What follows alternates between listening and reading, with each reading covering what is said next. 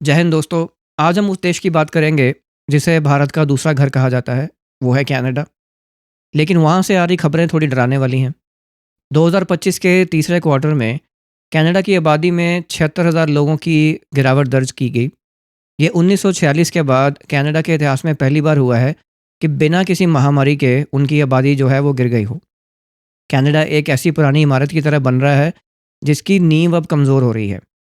उनकी fertility rate गिरकर 1.25 पर पहुंच गई है। यानी अगर नए लोग बाहर से नहीं आए तो कनाडा का economic structure pack of cards की तरह बिखर सकता है। सालों तक कनाडा के फॉर्मर पीएम जस्टिन ट्रूडो ने एक ओपन डोर पॉलिसी अपनाई थी, लेकिन 2025 के आते आते कनाडा का हाउसिंग मार्केट एक वोल्केनो बन गया। अब जब आम कैनेडियन के लिए घर खरीदना नामुमकिन हो गया तो ट्रूडो ने अपनी स्ट्रैटेजी थोड़ी बदल ली। नई कार्नी सरकार भी लोगों के दबाव के चलते इमिग्रेशन को और टाइट कर रही है। सरकार ने अचानक इमिग्रेशन टारगेट्स को 5 लाख से कम करके तकरीबन 3,95,000 कर दिया है।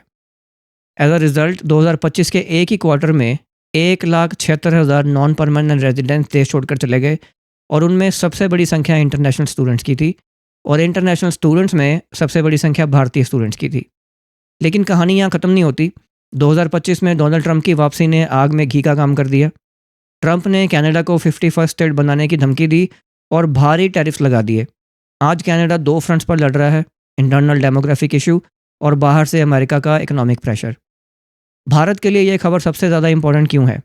क्योंकि कनाडा में रहने वाले लाखों भारतीय जो वहाँ जाने का सपना देख रहे स्टूडेंट्स हैं, वो अब एक अनसर्टन फ्यूचर की ओर देख रहे हैं।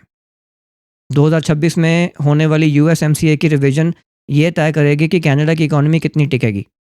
अगर आप सोच रहे हैं कि ये यूएसएमसीए क्या है, तो मैं आपको बताता चलूँ कि ये एक ट्रेड एग्रीमेंट है कनाडा, यूएसए और मेक्सिको के बीच।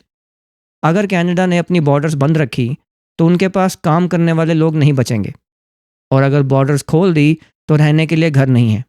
भारत को और भारतीयों को अब ये समझना होगा कि वेस्टर्न ड्रीम अब पहले जैसा सुरक्षित नहीं रहा।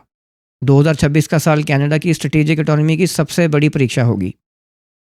कनाडा का पतन तो एक शुरुआत है, वेस्टर्न वर्ल्ड में अभी और इंस्टेबिलिटी आना बाकी है।